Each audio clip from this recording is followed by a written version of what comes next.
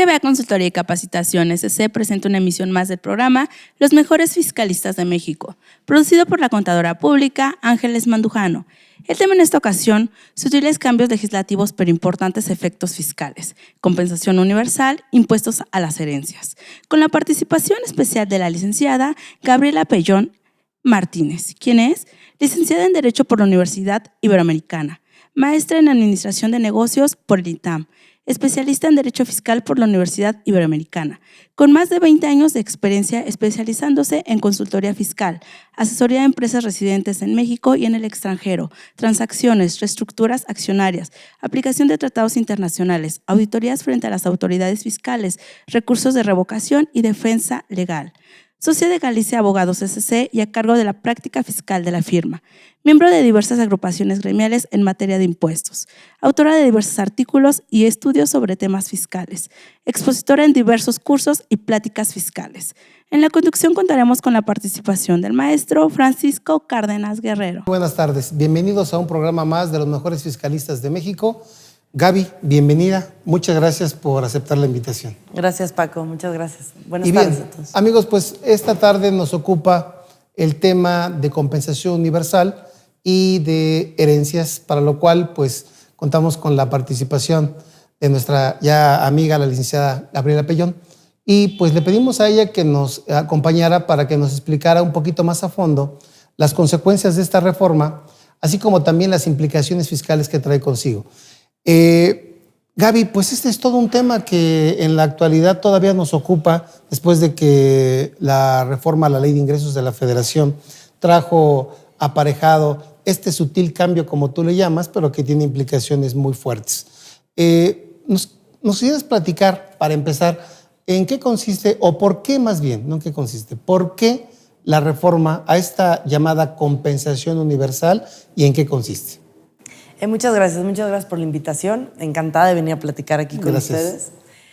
Me gustaría iniciar con el título que le pusimos a esta plática, que son sutiles cambios. Así es. Un poco haciendo referencia a que teníamos la promesa, yo creo que desde la administración anterior, de que no iba a haber reformas y aumento en la tributación para los contribuyentes. Así es. Y aunque efectivamente no hubo una modificación legislativa a las leyes fiscales como tal, este cambio de la prohibición temporal, digamos, de la compensación universal, pues es un cambio de fondo en el flujo y en los esquemas financieros de varias de las empresas. Claro. Entonces, digamos que es un cambio importantísimo, aunque parece sutil porque está en Ley de Ingresos, no es una modificación al Código Fiscal donde tenemos la posibilidad de la compensación universal. Claro. Tiene un efecto importante, ¿no? Claro. Y esto, lo primero es relevante ¿por qué? Porque la Ley de Ingresos de la Federación tiene vigencia anual. Correcto. ¿No? Digamos que va a estar vigente por el 2019. No sabemos si para el 2020 cambiará el Código Fiscal, donde se permite en el artículo 23 la compensación universal, o se volverá a aparecer esta misma prohibición que tenemos hoy en la Ley de Ingresos 2020, o ya no aparecerá, lo que entonces vuelve a permitir la compensación universal. Yo creo que el que haya esta prohibición venga en la Ley de Ingresos de la Federación atiende a dos cosas. Uno, a no romper esta promesa de modificar leyes fiscales con todo lo que implica la discusión en tribuna, todo el proceso legislativo, etcétera. Haría mucho más ruido además. Claro.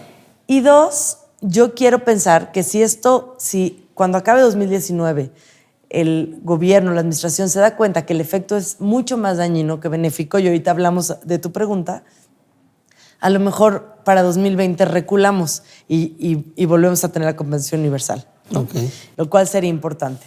Ahora, ¿por qué nace esta disposición? A ver, se dicen dos cosas, ¿no? Una, se dice que en la mayoría de los países del mundo, de la OCDE o economías parecidas a México, se permite la compensación, pero no la compensación universal. Es decir, la compensación impuesto contra el mismo impuesto, ¿no? México permite la compensación universal desde hace muchos años y es un esquema que ha funcionado desde un punto de vista financiero, claro, para las empresas, sobre todo, como platicábamos antes de entrar, de comenzar, sobre todo para las empresas que su actividad está grabada a tasa cero o exportadoras de bienes, ¿no? Así es. Yo creo que el efecto atrás de todo esto, que también se ha mencionado, es esta lucha que tiene el gobierno, una lucha insípida, o sea, yo diría insípida no porque las medidas no sean contundentes, sino porque es tal el tamaño del enemigo que la lucha ha sido insípida por combatir la emisión de facturas que amparan servicios inexistentes, ¿no? Y lo que hacen estas redes de empresas que emiten estas facturas con los IVAs, ¿no? Los compensan, los transmiten, los trasladan, etc. Yo creo que hacia allá va. Esta es la finalidad real de esta disposición. No sé si cumpliendo el objetivo. A eso iba, que es como si hacemos algo algunas personas y nos califican a todas de lo que hicieron algunas otras, ¿no? Entendemos la disposición en el sentido de que algunos contribuyentes aprovechaban el acreditamiento del IVA, saldo a favor, incluso lo compensaban contra el impuesto a la renta que tenían a cargo, y en todo este esquema de operaciones inexistentes. Pero creo que se dejó de lado, Gaby, ya lo comentaste, pero creo que hay que tocar este punto. Se dejó de lado que hay ciertos contribuyentes que por su actividad requieren flujo. Y ese flujo se los permitía la compensación universal. Sobre todo, el punto álgido aquí son retenciones también. La autoridad también hizo mucho énfasis en que, el gobierno federal hizo mucho énfasis en el sentido de que en las retenciones también se implicaba que como no era dinero tuyo, no tenías por qué compensarlo, tenías que enterarlo. Todo esto viene concatenando la reforma, pero también esperábamos por ahí que se suavizara con estos sectores, tasa cero, tasa de exportación, etcétera. ¿Y qué ha pasado con eso, Gaby? En la práctica, ¿qué conoces? ¿Qué has sabido? Pues no sucedió se hablaba que se iba a suavizar con ciertos sectores o bien que a los contribuyentes cumplidos se les iba a permitir de alguna forma, no se sabía si a través de un oficio o a través de una disposición, se les iba a permitir la compensación. Estuvimos esperando mucho tiempo estas reglas famosas y en realidad estas reglas no vinieron a matizar lo que habíamos esperado.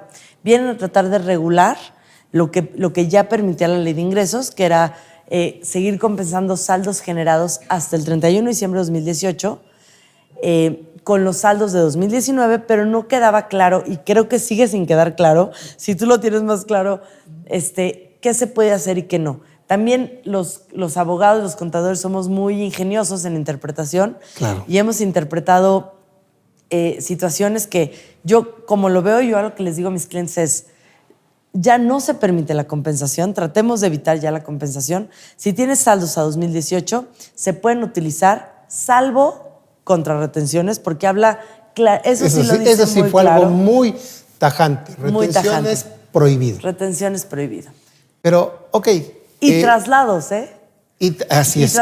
Porque habla de lo que dice, bueno, a ver, dije que muy tajante, pero no. Lo que dice es, siempre que el contribuyente las haya causado directamente.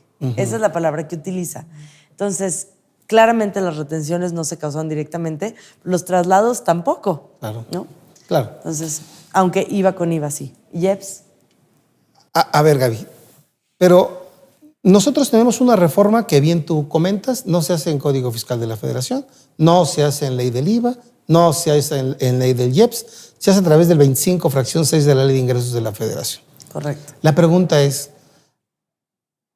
¿esto es constitucional? ¿Esto es legal? ¿Cómo lo ves tú desde el punto de vista jurídico?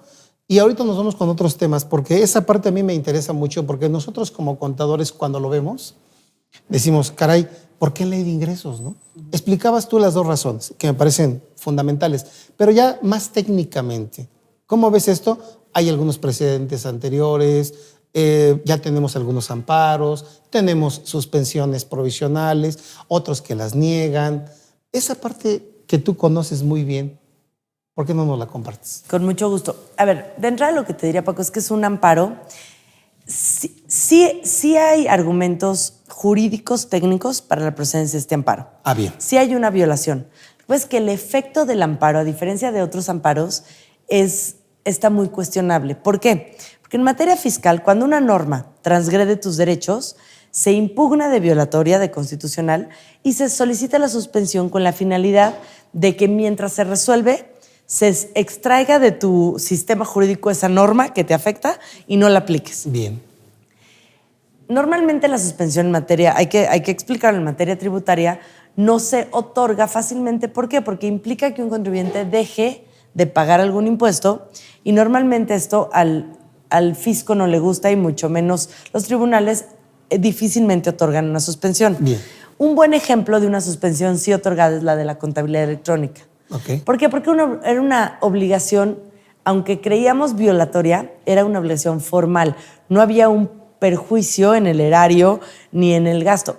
Entonces, te permito no presentar tu contabilidad electrónica hasta que decidamos, pero no había un perjuicio al fisco. Cuando es de pago, sí lo hay y no se otorgan fácil las suspensiones. Habiendo dicho eso, ¿qué queremos lograr con este amparo? Lo que queremos lograr es que nos permitan, evidentemente, continuar con la compensación, ¿no? Otra vez, tiene muchas aristas, voy a ir una por una. Esto dura 1 año. Los amparos no se resuelven tan rápido. Entonces, vamos a pensar que este amparo se resuelve a mediados del 2020. Cuando se resuelva, ya no está vigente la norma contra la que me amparé.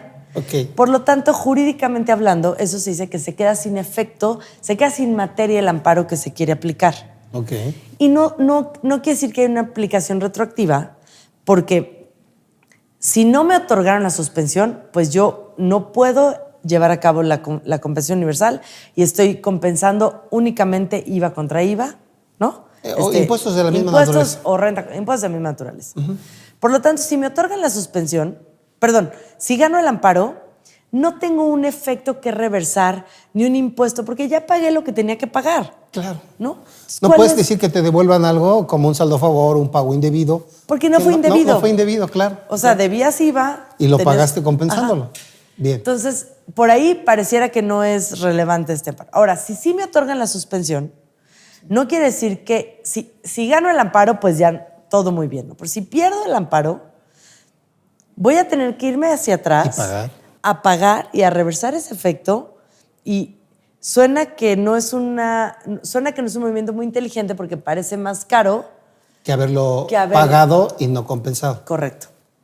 Entonces, lo que yo le explicaba a cada una de las personas que preguntaban es, sí hay elementos suficientes, ahorita hablamos de ellos si quieres, pero Sí, el efecto del amparo, por cómo funciona el amparo en nuestro país, no es muy claro el beneficio.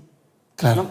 Ahora, ¿dónde está el beneficio? El beneficio está, por ejemplo, en aquellas empresas que tienen saldos a favor a 2018, que no pueden, que no les alcanzó o que van a seguir generando ¿Saldos a favor o saldos a cargo? que tienen saldos a favor en 2018. Bien. Que no pidieron la devolución. Bien. Que quieren compensar contra otros impuestos y que en 2019 no se ve claro que van a generar lo suficiente para compensar los de 2018. Es un caso muy específico, no es el general de todos los contribuyentes. Ahí hay un perjuicio clarísimo porque además ni siquiera puedo acabármelos, ¿no? Estoy de acuerdo. No es el caso de todos los contribuyentes. Y así es un amparo que debe verse de manera casuística para analizar cuál es el efecto.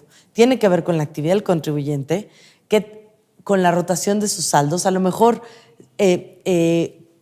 terminan rápido o puede ir pidiendo las devoluciones. Bueno, las devoluciones es otro tema importante, ¿no?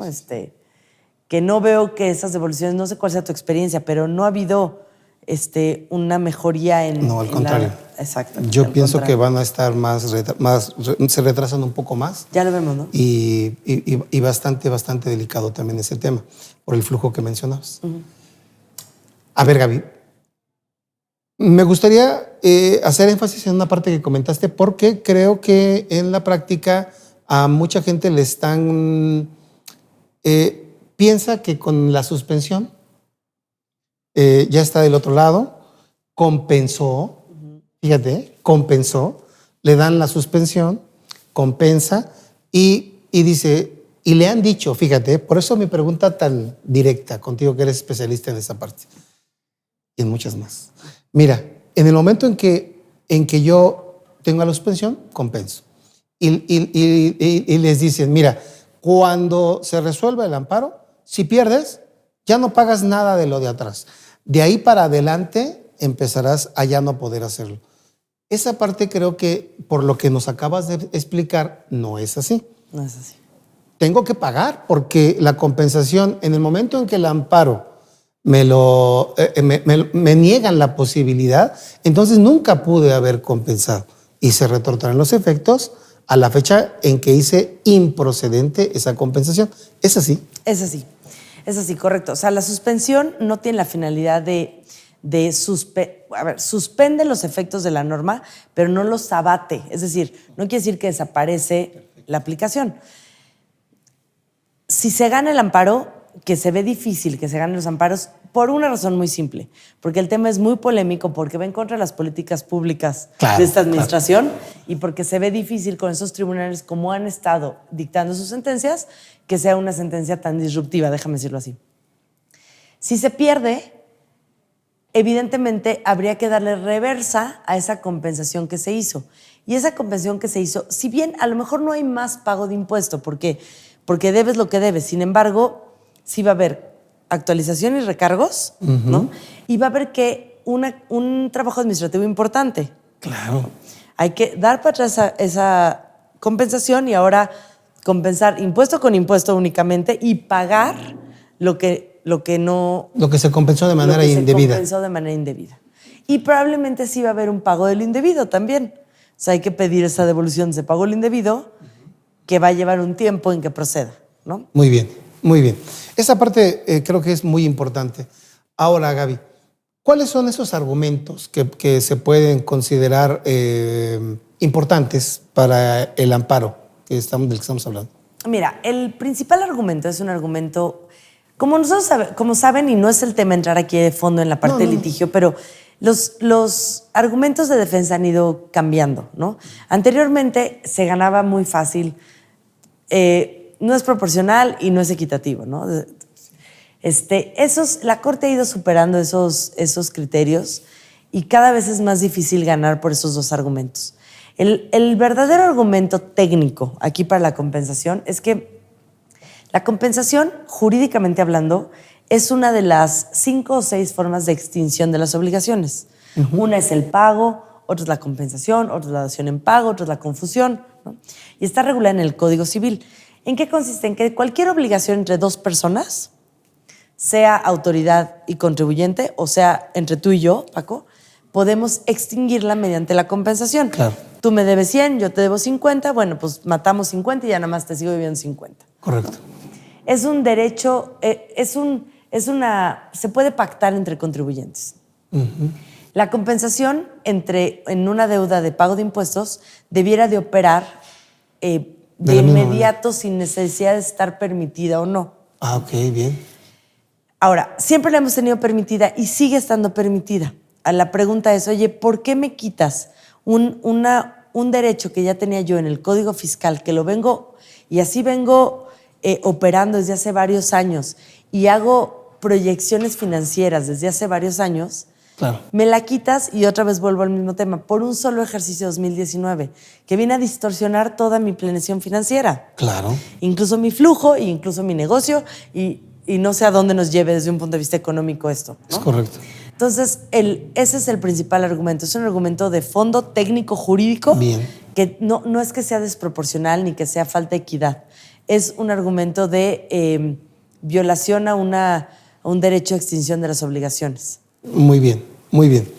¿Y hay algún precedente ya relacionado? Porque en algunos otros años, Gaby, teníamos modificaciones a leyes fiscales a través de ley de ingresos. Esto nació hace muchos años. Si mal no recuerdo, tú te acordarás mejor en esta parte del impuesto al activo y del IETU, que se hicieron modificaciones en ley de ingresos. ¿Qué nos dicen esos precedentes, Gaby? ¿Qué ha pasado? Mira, esos precedentes, sí hay precedentes, no hay uno muy contundente respecto a esto. Yo, desde mi punto de vista, no hay una violación constitucional a el que se ponga una obligación o se quite, o estímulos, tenemos estímulos en ley de ingresos que solamente aplican para ese año. Ya. O sea, sí hemos tenido en otras ocasiones modificaciones. La ley de la tasa de retención de intereses está en ley de ingresos. Correcto. O sea, sí hay muchas cuestiones que están en ley de ingresos. La ley de ingresos tiene la misma jerarquía que el Código Fiscal, que la ley de impuesto sobre la renta. No es que haya una violación a la jerarquía de leyes, cumple con el proceso legislativo igual que cualquier otra disposición. Por ese lado no hay una violación constitucional. Okay. Lo que sí hay es una violación tampoco es de legalidad, ¿coincido? Sí, no, totalmente. La violación a la constitucionalidad está en esta parte de hay en contra un permiso en código fiscal, leyes de la misma jerarquía y una restricción en ley de ingresos posterior, pero son de la misma jerarquía. Entonces, esa yo creo que es la violación. Y otra vez, la temporalidad, muy relevante. A ver, Gaby, te voy a hacer una pregunta que a lo mejor igual y me dices que no va al caso. Tú me lo aclaras, por favor. Yo de antemano me arriesgo. Ok. Hay contribuyentes que de plano no van a poder llevar a cabo sus objetivos financieros, por lo que tú acabas de comentar, y de plano dicen, no pago. O sea, tengo impuesto a la renta a cargo, tengo impuesto al valor agregado a favor, y si yo te pago el impuesto sobre la renta, me voy a quedar sin flujo. No te lo voy a pagar, y finalmente, el día que tú me revises, tendré que argumentar que compenses de oficio lo que yo, porque tú sí puedes, autoridad, compensar de oficio impuestos de diferente naturaleza, y te pago los accesorios correspondientes. ¿Habrá defraudación ahí? Gaby, Pues, ¿cómo lo ves? ¿O lo ves muy fuera de lugar? Mira, yo creo que sí. O sea, viene el caso tu pregunta porque yo creo que es al menos le ha pasado por la mente Sí, a por eso varias empresas. A ver, no debemos de perder de vista que la obligación de pago por la causación de un impuesto es irrenunciable. El pago de los impuestos no es optativo, ¿no? Yo siempre digo, hay que ser conservadores en eso porque No es que quieras. Ajá, yo escucho que, es que ¿por qué voy a pagar impuestos si ve cómo están las calles? Porque no es optativo, ¿no? Es otro tema, el de en qué se usan los recursos, pero... a ver, ¿cuándo hace compensaciones de oficio la autoridad? Cuando no hay dinero para el pago de los impuestos, ¿no? O sea, te digo, si las finanzas no dan, no hay flujo para el pago de los impuestos, no te queda de otra más que no pagarlos, ¿no? Pues no tienes con qué pagarlos. La recomendación es, trata de no pagar impuesto sobre la renta y sí impuesto al valor agregado, porque el IVA no es tuyo, ¿no? Estamos de acuerdo. Ahora, sabiendo que el no pagar el impuesto, pues definitivamente estamos en yo no diría una evasión fiscal, es un tema diferente. Sí estamos en un incumplimiento Así es. del pago del impuesto que traerá multas, recargos y todo lo que conlleve. No es una defraudación porque no se está haciendo con dolo. Eso.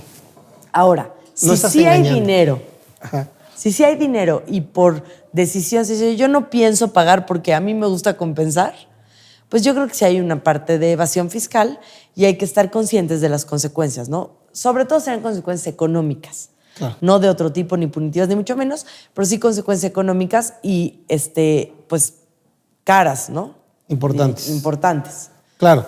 Sí, yo decía iba a favor, renta a cargo, en el sentido de que realmente no tuvieras el flujo para hacerlo, ¿no? O sea, que esto viene con la idea del efecto que tiene en la modificación, ¿no? El efecto que tiene es financiero. Sin duda. Entonces, me estás afectando financieramente. Te compruebo que me estás afectando financieramente. No te estoy engañando. No voy a presentar una declaración en ceros. No voy a presentar una declaración con menores ingresos. No. Sí, facturé esto, pero cobré esto. Es más, hasta te puedo presentar la declaración con línea de captura y no pagarla. Correcto. ¿Sí? Yo creo que eso es la situación de muchos contribuyentes, sucede mucho. Yo creo que yo no creería que ahí se está defraudando al fisco. Claro, pero porque lo compruebas en todos los sentidos. Y No además estamos aquí hablando- estoy, ¿no? Aquí Exacto. estoy. No tengo y no para pagarte, pero aquí estoy. Y que como tú dices, se demuestre financieramente, ¿no? Y ser muy cuidadosos también con la parte de las retenciones. No, eso También sí, impecable de los el empleados, comentario. porque muchas veces cuando no hay flujo, no hay para nada, ¿no? Correcto. Y siempre hay que ser muy cuidadosos con pagar las retenciones, siempre enterar retenciones. Correcto. Primero que incluso el propio impuesto. Es correcto. Paga retenciones, paga IVA, no simules y vive feliz, ¿no? Exactamente. Así podemos Exactamente. resumirlo. Exactamente. A ver, Gaby, bueno, entonces, ¿qué es? Ya nos comentaste ahorita algo bien relevante, porque muchos piensan que esta reforma vino para quedarse y nos comentaste, no, la ley de ingresos tiene una vigencia anual. Por lo tanto, puede ser que ya no aparezca, puede ser que siga apareciendo, vamos a esperar. Pero ahorita, al margen de esta parte, jurídicamente ya no podemos hacer nada. Los que no ¿Nos amparamos o todavía tenemos algún momento procesal oportuno? ¿De qué depende, Gaby? No, yo creo que ya no podemos... ¿Ya no? O sea, ya no hay un momento procesal oportuno para amparar. Bueno, a ver, salvo que... A ver, dime. A ver, el amparo se genera con el primer acto de aplicación, ¿no? Okay. Empieza a correr el plazo para ampararse. Naturalmente, el primer acto de aplicación debe haber sido la declaración de enero, que se presentó en febrero 17, sobre retenciones y traslados de IVA, ¿no? Puede ser el caso de una empresa que no haya tenido ni retenciones ni traslados. Es muy polémico este tema. ¿Por qué? Porque hay quienes dicen, debiste haber generado un peso, al menos para generar el acto de aplicación y ampararte, ¿no? Bien. Yo soy de la idea de, si no estás en el supuesto, no tendrías que haber generado un peso hasta que no generes la posibilidad de compensar, no has iniciado el cálculo del plazo para presentar el amparo. Okay. Es polémico, ¿por qué? Porque hay quien dice, oye, si ya entró en vigor la disposición de la prohibición de la compensación y tú, aunque no estés en el supuesto de tener un saldo que compensar, pero digamos que ya existe la prohibición para compensar y tú no te amparaste contra ella, ya perdiste. Estás consintiendo la norma y la prohibición. Yo creo que esa sí tiene una patita el día que se presente, pero tiene que haber habido un no saldo que compensar para poder generarlo cuando venga a mitad de año y entonces puedo aplicarle la norma. Si ya lo hubo y decidí no compensar, ya perdí la oportunidad. Ah, bien, muy bien, muy bien. Ahora, mencionábamos que una de las razones fundamentales de esta reforma era las operaciones inexistentes, la compra de facturas, etcétera, etcétera. Si eso va a seguir existiendo, ¿cuál hubiera sido la mejor posición, Gaby, en tu opinión? ¿Posición de esa solución? Posición de la autoridad en decir, mi posición es de que me estás engañando, sé que te estás acreditando el IVA, sé que lo estás compensando y no quiero afectar a los demás, te quiero afectar a ti. Entonces, ¿cuál hubiera sido la mejor alternativa, más bien, en lugar de hacer una modificación tan global? Sé que no es una situación fácil, pero digo, creo que hubiéramos aportado algo en el sentido de ver cómo no se hubiera generalizado esta reforma para no afectar a más personas. Mira, el tema que tocas yo creo que es el dilema que ha tenido la autoridad durante varios meses, años, porque es un problema difícil de atacar, ¿no? Como lo decíamos, difícil por el volumen. Lo ideal hubiera sido, ¿cuál es el problema de fondo? Es que los saldos a favor son autodeterminables, Paco. Okay. Cada contribuyente determina su saldo a favor y lo compensa o pide la devolución. En materia de devolución, hay muchos mecanismos o dientes que tiene la autoridad, incluso para hacer una auditoría. Correcto. En medio de la devolución. En la compensación no tiene cómo revisarlo. Y sí creo que hay muchos saldos a favor que provienen de facturas que amparan servicios inexistentes, ¿no? Esa es la realidad de las cosas. Pero ahí está la solución, Gaby. Ahí estaba la solución. ¿Por qué no lo regulaste igual que en la devolución, en el sentido de decir, yo puedo incluso auditar tu compensación? Sin duda. O tú compensa y yo voy a revisar inmediatamente, o no le da el personal, o no le da el volumen de compensación, Gaby, para poder hacer una revisión más exhausta de la compensación y decir, tú no calificas, tú sí calificas. Yo creo que no sería tan difícil porque toda la información la tienen. Tú sabes que ahora todo. No nos quejamos, sino sabemos que ya tienen todo. Todo. Y eso lo decimos ya desde un tiempo para acá. Tienen todo. Empiezas a revisar mis proveedores. ¿Sabes qué? Ya detecté un proveedor que no me presentó declaración. Lo venían haciendo cuando te decían, no aplica tu compensación respecto de esta parte porque el proveedor no presentó su declaración informativa de IVA, no presentó su declaración de IVA. Ya lo venían haciendo, Gaby.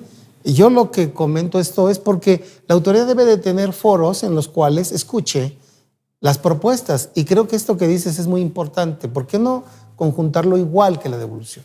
Yo coincido contigo. Incluso, a ver, estás tocando un tema que es el tema de quienes emiten facturas inexistentes y la consecuencia para el contribuyente que las usa, ¿no? Y ahorita regresamos, déjame dejar el tema así pendiente porque quiero darte otro ejemplo que tiene que ver con el 69B, ¿no? El artículo del Código Fiscal que vino a tratar de regular esta emisión de facturas por servicios inexistentes. Aquí vale la pena aclarar para el auditorio que mucha gente cree que las facturas son apócrifas. No. La factura es real, el CFDI cumple con todos sus... Es totalmente... Y timbrada por el SAT-DIL. Validada, exactamente. El problema es que esa factura ampara un servicio que nunca ocurrió. Correcto. ¿No? Entonces, o una enajenación de bienes, puede ser también que nunca se dio. Como este problema ha escalado niveles importantes, yo creo que el artículo 69B, que me parece un artículo inteligente, macabro, hasta macabro te diría yo, pero es un artículo inteligente para atacar este problema. Y pienso que de la misma forma se debe haber atacado la compensación. ¿Qué te dice el 69B? Oye, si yo publico la lista de quienes han emitido facturas inexistentes, ¿no? De servicios inexistentes. Si tú eres un usuario de estas facturas, tienes un plazo de 30 días para venirte a acercar conmigo, autoridad, y demostrarme que el servicio existió. Si no me lo demuestras, la consecuencia es para ti, usuario, ¿no? Tú haces no deducible ese servicio y además tengo facultades incluso de cárcel para ti, usuario. Correcto. Eso es lo que dice el 69. ¿Qué logra esto? Que los usuarios pues corren a acusar a los emisores de facturas o a autocorregirse y acabar con el problema, ¿no? Me parece casi cuesta arriba tratar de sostener un servicio inexistente. Esto de los entregables y eso es insostenible, se cae, ¿no? Yo no he visto en la práctica que el fisco palomee un servicio inexistente a través de entregables, ¿no? O sea, muy complicado. Es muy complicado porque finalmente los entregables son pues, una carpeta de un servicio, asesoría. O sea, es difícil Sigue siendo sostener. un intangible, ¿no? Sigue siendo un intangible. Y esa es la razón por la que Exactamente. se complica. Habiendo dicho esto, que me parece que sí, al menos yo en el despacho sí tengo muchos clientes que están preocupados por autocorregirse o que no fueron lo suficientemente cuidadosos para revisar quién les emitía sus facturas y ahora están con ese problema. Y con la amenaza de esto puede ser un problema para mí incluso de cárcel, no, pues prefiero entonces mejor corro. Ajá. ¿Me voy o pago? Me voy o pago. Quizá la compensación algo parecido. Oye, si tú compensaste algún saldo producido por una factura emitida por cualquiera de estos, te niego la compensación de todos tus saldos, venga de donde venga, ¿no? Es un castigo fuerte para... Quizá hubiera sido... Pero no afectas a toda una industria o a una serie de industrias porque les permites... Lo que necesitamos, Gaby, es crecer económicamente y no los dejes crecer, no les das al empresario estímulos fiscales. No hay estímulos fiscales importantes en México. Sí, no. Le quitas la deducción inmediata, ¿sí? Que venía a ser un punto importante. Sin duda. Le quitas la compensación. Entonces todo esto se vuelve como un retroceso. Correcto. Entonces yo pienso que esa parte que tú comentas debe de ser valorada para que en las próximas modificaciones se piense un poco más, no en lo que, no visceralmente hablando, válgame la expresión, sino más inteligente, ¿no? O sea, porque yo veo que este gobierno está muy molesto con eso. Y lo entiendo y justifico, porque hasta el presidente lo dijo públicamente. Sí. Dijo que las devoluciones no van. Y eso dijo, las devoluciones no. Entonces, por eso cuando me dijiste de las devoluciones, digo, prácticamente te digo, va a ser muy complicado.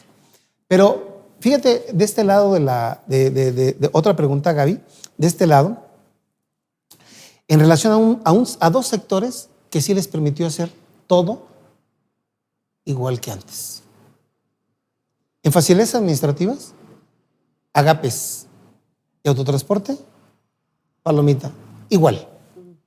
¿Qué opinión te merece?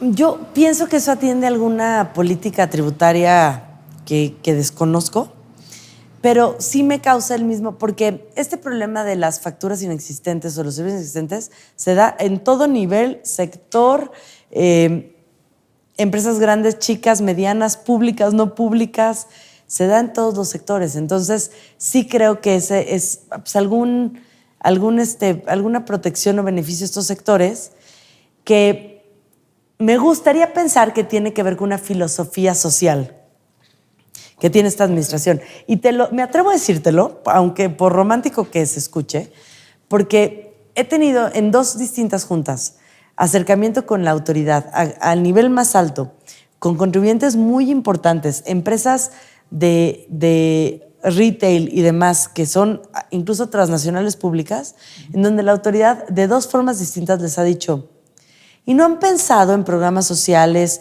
en invertir en el campo? Que digo, pero ¿qué tiene que ver este negocio de venta de productos con el campo? Una cosa muy utópica, te diría yo. Hasta inocente parece las autoridades, sí. ¿No? Sí que me gustaría pensar que trae un trasfondo social, más que de favoritismo a un cierto sector. ¿Qué opinas tú? Sí, no lo veo como parte de que sea un favoritismo, sino veo que sí se preocuparon por cierto sector. Uh-huh. A lo que platicábamos tú y yo, lo comento con la finalidad de ilustrar lo que tú bien decías. Oye, ¿por qué no lo sectorizas? A ver, vamos a ver esta parte también, esta otra parte, porque a ti sí te estoy afectando. Con reglas, ¿no? Claro. Con reglas. Pero bueno, eso creo que es un tema secundario para efecto de lo que pueda venir. De esta partecita de la compensación universal, Gaby, ¿algo más que me quieras platicar que no te he preguntado? No, bueno, lo que te diría nada más para cerrar el tema sin entrar en esto es que esta parte de la compensación aparentemente se niveló o se compensó, déjame usar el término, con el estímulo a la región fronteriza, que no porque uno sea equivalente al otro, sino que como que le quitamos a los contribuyentes, pero por otro lado damos, y es tema para otra plática, la región fronteriza, pero tiene sus deficiencias importantísimas también, ¿no? Claro. Sobre todo de administración. No hemos podido tener acceso al estímulo, ha sido muy complicado los contribuyentes tener acceso a este estímulo. Claro. Y ¿dónde los vinculo yo? Es que para tener este estímulo tienes que no ser de los del 69B como un requisito importante, insisto, en esta lucha global o integral de la autoridad por acabar con este problema, pienso yo, sin afectar tanto a los contribuyentes. Claro. Este tema que tocaste ahorita es muy importante para todos los que nos escuchan porque hemos tenido problemas con la administración en muchos temas, Gaby. Hay mucho retraso. Entendemos que tal vez es por la premura en que entraron, pero tú sabes que no tenemos publicada una miscelánea nueva 2019 actualizada. Increíble. Sí. No está actualizada, ¿eh? Tú puedes ver, por ejemplo, disposiciones que hablan del anual del 2017 en lugar de hablar de la 2018. Claro. Avisos que teníamos plazo en enero y febrero y que no se actualizaron. Uh-huh. ¿Sí? Problemas para donatarias. Otro tema. Con el decreto que no les han publicado. Publicaron recientemente lo de las asociaciones religiosas, pero hay muchos temas que todavía no se están consolidando como debería de ser. Pero bueno, muy bien, Gaby. Pues vamos a pasar a otro tema, si te parece bien, para platicar ahora de los antecedentes del impuesto a las herencias, que bueno, tenemos ahí en la Cámara todavía pendiente de discusión, y me gustaría que nos platicaras un poquito los antecedentes y poco a poco vamos viendo la reforma, ¿te parece? Me parece. A ver, a mí este es un tema que me gusta mucho porque me gusta mucho tratar con las personas físicas y los temas familiares. Claro, me encanta. Muy padre. Entonces, este tema el impuesto a las herencias es un tema que va a llegar tarde o temprano a México. ¿Por qué? No tiene que ver incluso con esta administración, tiene que ver con que México es miembro de la OCDE uh-huh. y somos el único país que no tiene el impuesto a las herencias. Algunos otros países como Canadá y algunos de Europa Oriental lo han tenido y lo han quitado. Lo han quitado porque son impuestos que no tienen la finalidad de ser recaudatorios. Es un impuesto nada más que tiene la finalidad de cumplir con esta parte de proporcionalidad y reparto justo de la riqueza. Ok. Que son temas filosóficos, de tributación filosófica, y que muchos de los países los han adoptado, ¿no? Es un impuesto que efectivamente va dirigido al estrato más alto, económicamente más alto de la población. ¿Por qué? Porque donde inicia el pago del impuesto debe ser con ingresos o herencias de montos importantes, ¿no? Insisto, no es recaudatorio, pero en muchos países se ha visto que no funciona. Los contribuyentes han encontrado la forma de dar la vuelta al impuesto, ¿no? Que es otro tema. Pero bueno, habiendo dicho eso, en México tenemos una iniciativa que se presenta por ahí de septiembre del 2018, que ya se había presentado en años anteriores, en la administración de la administración anterior. Esta misma iniciativa se discutió y se rechazó. Tiene muchas deficiencias y no me gustaría entrar a la iniciativa como tal. A lo mejor valdría la pena decir dos cuestiones importantes. Una, a grandes rasgos, empezaba el ingreso mínimo para causar el impuesto era 5 millones de pesos. Y ahí tenía una tasa del 15% y después se iba a ingresos de 20 millones y se iba a una tasa del 20%, ¿no? Iba incrementando. Y hablaba de... erróneamente, y me vas a entender a lo que voy, hablaba de este impuesto se pagará como un pago provisional del ejercicio, lo que te llevaba al final a tener una tasa máxima, del 35%. Claro. Entonces, si hacías ese análisis de estos grandes patrimonios, hacíamos el análisis en 3 generaciones, pagando al 35% se pulverizaba el patrimonio, lo cual pues, tampoco cumple la finalidad del impuesto, porque una cosa es pagar un impuesto por ciertos bienes con la finalidad de hacer un reparto equitativo de la riqueza, y la otra es pulverizar el patrimonio de una familia que lleva años generándolo, ¿no? Entonces, aquí entramos a un tema de justicia social contra casi confiscatorio, ¿no? No entró en vigor, bueno, no se ha ni discutido, este impuesto sigue formado ahí esperando ser discutido en tribuna. No creemos que sea este el impuesto que entre. ¿Por qué? Porque está muy mal hecho, pero va a venir un impuesto tarde o temprano. ¿Qué esperamos? Esperamos que sea un impuesto, quizá una copia de algún impuesto europeo, porque eso hemos hecho muchas veces y no creo que esté mal, y un impuesto inteligente, ¿no? En donde se permita, por ejemplo, ¿qué estamos esperando? Que en los inmuebles, hoy en día no hay impuesto a las herencias, pero tenemos una especie de impuesto a las herencias, si lo piensas. Porque yo te regalo un inmueble y si el inmueble vale hoy 100 pesos en el mercado, pero a mí me costó 2 pesos, porque lo compré hace muchos años, y yo te lo regalo a ti hoy, mi hijo, tu costo fiscal es de 2 pesos. Y el día que lo quieras vender, tú dime si no tienes un impuesto implícito ahí. Claro. Es una ganancia importantísima, ¿no? ¿Qué esperamos? Que en las herencias se pague el impuesto, el que sea, por la herencia de un inmueble, pero que se reconozca el costo al cual se pagó el impuesto, o sea, el costo, el valor comercial, digamos, del momento, de tal forma que no sea confiscatorio, que cumpla con el objetivo verdadero que tiene el impuesto a las herencias, que no es recaudatorio. O sea, el fisco no se va a hacer más rico con el impuesto a las herencias, ¿no?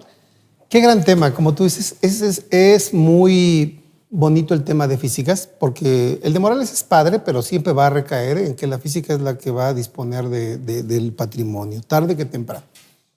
Pero a ver, Gaby, desde el punto de vista persona, creo, si lo vemos de manera individualizada, el incremento del patrimonio se da en una persona que, como dice la exposición de motivos, por suerte, ¿sí? Obtiene un ingreso por herencia. Pero no es la intención de la persona o del decuyus transmitir bienes, sino los bienes necesitan una titularidad. Los bienes no se están transmitiendo con la intención ni de incrementar patrimonio, ni mucho menos de decrementar patrimonio, sino de que tenga un titular ese patrimonio, porque el de que era pues ya no existe, ¿no? Entonces, ¿y si aquel ya pagó impuesto, Gaby? Yo pagué impuesto a la renta porque vendí mi casa, vendí mis acciones, me gané 10 millones de pesos y me muero al día siguiente y te los dan a ti como heredera. Pues ese dinero ya pagó el impuesto a la renta. Claro.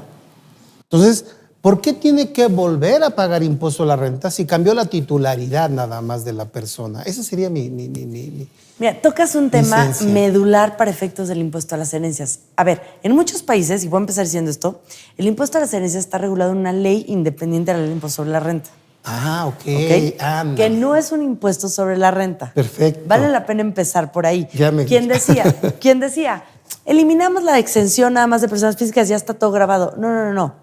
Hay que regularlo correctamente porque tiene sus reglas específicas. Habiendo dicho que no es un impuesto sobre la renta, se confirma lo que tú dices. No por el cambio de manos hay un incremento patrimonial, yo ya pagué el impuesto. Claro, si lo ves como que es un impuesto sobre la renta, pues no hace ningún sentido. Si lo ves como un impuesto independiente, en donde la tasa, por ejemplo, en España las tasas son distintas, depende de la región, ¿no? Ah, bien. Cantabria, Madrid, etc. La tasa en Madrid es del 0.09%.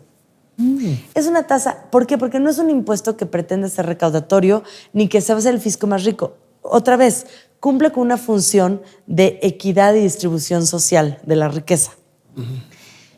Eso de por suerte, también hay un tema en la parte de derecho familiar tributario muy relevante que necesariamente tiene elementos subjetivos que nos obligan a ver la intención de las partes. Por eso, cuando lo separas del impuesto sobre la renta y lo ves con ojos de impuesto a las herencias, lo analizas desde otra perspectiva y con otros parámetros. Claro. Eso de recibir una herencia por suerte está por verse, porque dime tú si un papá o una mamá que está trabajando, no estás todo el tiempo pensando en cómo proteger a tus hijos en un futuro cuando tú no estés. Claro. Eso es lo que está siempre en tu mente. Entonces, eso de la suerte es un decir. Y la suerte por herencia a lo mejor viene de una tía por ahí perdida y esa sí está grabada, ¿no? Entonces, sí hay una planeación patrimonial. No es nada más de, ay, qué suertudo mi hijo. Llevo tantos años trabajando, compré este inmueble para tal función, quiero que pase a manos de mi hijo, hay un testamento, o sea, sí hay una previsión del patrimonio. Que debiera estar grabado con un impuesto a las herencias, coincido, pero no un impuesto sobre la renta, porque entonces ya no viene al caso lo que tú acabas de decir, oye, pero si ya pagó el impuesto, ¿por qué otra vez? Claro. Por eso hablo tiene que haber reglas y dependiendo el bien, por ejemplo, en bienes inmuebles, tiene que haber reglas específicas que no están en el impuesto sobre la renta, como reconocer el costo fiscal, como una serie de cosas, ¿no? Por ejemplo, el usufructo en las herencias. Uh-huh. ¿Qué significa el usufructo? El usufructo, al momento, se hereda el usufructo, yo le dono a mi hijo una casa y me quedo yo el usufructo. Y yo muero. Le heredo el usufructo. ¿Ese usufructo está grabado o no está grabado? ¿Debiera estar grabado o debiera no estar grabado? Todas esas reglas son reglas. El efectivo. Si yo fuera legisladora, lo que grabaré sería el efectivo. Si te dejo efectivo, sí, porque ahí sí está destinado a... Y hasta tiene una función que iría en congruencia con acabar con el problema de las facturas de servicios inexistentes. Sí. Grabaría el efectivo, por ejemplo. Uh-huh. No con tasa de impuesto sobre la renta, con una tasa del impuesto de las herencias módica, ¿no? Acciones. Las acciones, ahorita es un tema importantísimo. Yo soy un empresario y tengo acciones de una empresa. Uh-huh. Se las heredo a mi hija. ¿Con qué va a pagar el impuesto si es una empresa que a lo mejor no es una empresa que pague dividendos, es una empresa operativa? Correcto. Tiene que vender acciones para pagar. Me parece ilógico. Totalmente. Las acciones yo no las grabaría. Las acciones tienen su carga tributaria de otro tipo. Vendes acciones, trae un costo fiscal que pues, en el momento de la venta hay un gravamen natural. Produce dividendos, pagas el impuesto sobre dividendos, ¿no? Uh-huh. ¿Por qué grabar entonces la adquisición de acciones por herencia? Claro. Si están grabadas por todos lados, el fruto que son los dividendos y al momento de la venta de las acciones. Y mientras no hay dividendos o no las vendas, qué padre que seas accionista de la empresa más picuda, pero en realidad no tienes un flujo, ni mucho menos. Claro, no puedes pagarlo. No puedes pagarlo. Si te vas ahora a empresas que tienen las tenencias accionarias muy restringidas, que son varios tenedores, el momento en que vendes para pagar, pues distorsionas un chorro de cosas, ¿no? Claro. Vienen problemas corporativos incluso importantes que la ley de impuesto sobre la renta ni prevé ni va a regular nunca. Por eso debe haber una ley independiente a esto. Qué interesante, Gaby. Por eso me llamaba la atención. Y dije El yo, tema. caray, ¿cómo si estamos cambiando de titularidad nada más de los bienes, ¿no? Claro. De hecho, la propia ley del impuesto a la renta señala que no existe enajenación Correcto. en la transmisión de esa propiedad, ¿no? Pero bueno, entonces nos van a obligar a esto, si entra en vigor, bueno, si entra en vigor, si se aprueba, Gaby, nos van a obligar a planear el patrimonio. Porque si tú me lo dices a mí, yo tengo derecho a hacer una planeación de mi patrimonio. Sin duda. Mejor no te lo voy a heredar. A lo mejor me va a costar más, pero a lo mejor te lo dono. Que ahí también incluyeron en la iniciativa la donación. Sí. Que no se habla mucho de esa parte, pero incluyeron la donación que exceda de 10 millones de pesos. Correcto. Ujú. Entonces, esto nos va a obligar a algo, Gaby. Nos va a obligar a redistribuir el patrimonio. ¿O cuál es tu opinión al respecto ahí? Tocas un tema importante. Yo creo que a lo que nos obliga es a planear, ¿no? Estos grandes patrimonios. Bueno, a ver, yo siempre digo, ¿grande para quién? Sí, Porque yo, mis 3 pesos es mi patrimonio y me parece grandísimo, ¿no? Exacto. Entonces, y también quiero protegerlo. Claro. Y quiero que le llegue a mi hijo y que no tenga una carga que me diga, mamá, gracias por tus 3 pesos, pero ahora tengo que pagar 1, ¿no? Así es. Yo creo que nos obliga a todos a planear cómo queremos, qué pasa después de nuestra muerte. Yo siempre les digo a mis clientes, tener dinero no es un problema, pero sí es una responsabilidad. Claro. Y hay que ser responsables de cómo transmitimos ese patrimonio. Hay que pensar en, como tú dices, si se dona en vida, cosas más sofisticadas, podemos recurrir a los fideicomisos. Los fideicomisos es una figura muy noble, nos permite hacer muchas cosas. Cuesta, pero para los patrimonios que lo ameritan, hay que empezar, incluso previendo no dejar problemas a los hijos, ¿no?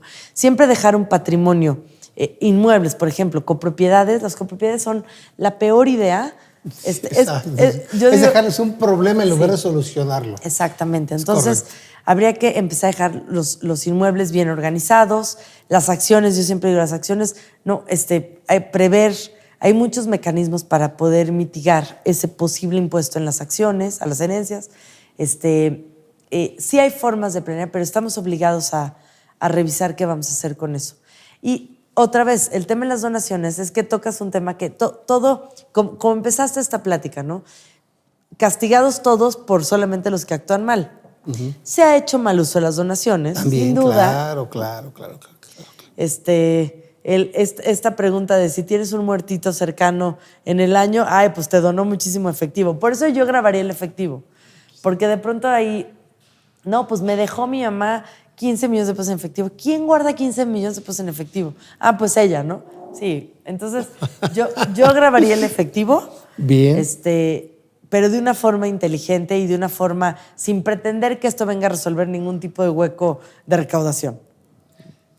Pensando en voz alta, Gaby, ¿qué pasaría si me vende mi papá?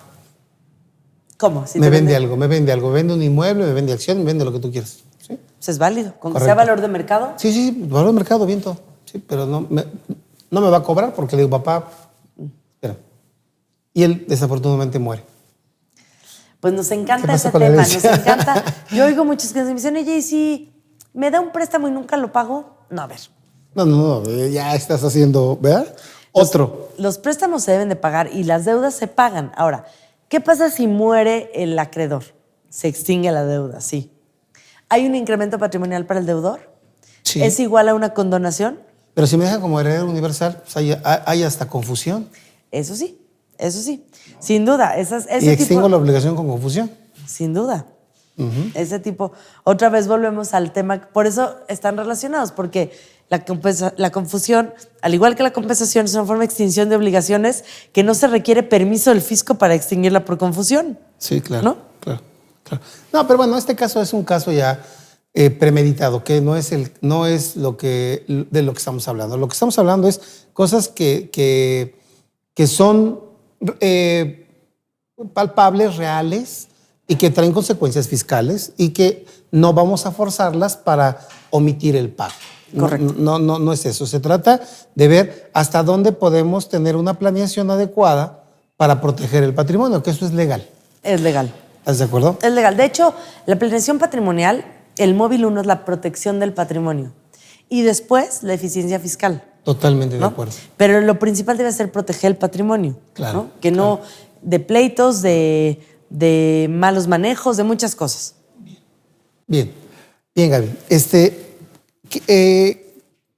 ¿Alguna otra cosa, Gaby, de herencias también que quieras comentar? Ya me queda muy poquito tiempo. Se nos pasa volando siempre. Caray, siempre les he dicho que me dan la oportunidad de volver a entrevistar y cuando vuelvo a entrevistar me vuelve a generar otra vez otro tiempo. Pero bueno, a manera de conclusión, Gaby, ¿qué nos quieres comentar? A manera de conclusión, yo creo que respecto al impuesto a las herencias, pensar que el impuesto va a venir, tarde o temprano va a venir, y que mientras sabemos esto y no lo tenemos, es un tiempo muy deseable para hacer una planeación estratégica, ordenada, legal, y con tiempo, ¿no? Se requieren notarios, no es algo que se haga rápido.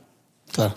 El día que venga la iniciativa de impuesto a las herencias, en cuanto la conozcamos y se apruebe, va a ser muy poco el tiempo y no va a haber suficiente tiempo para hacer un fideicomiso, ver al notario. No da tiempo, hay que hacerlo con previsión. Muy bien.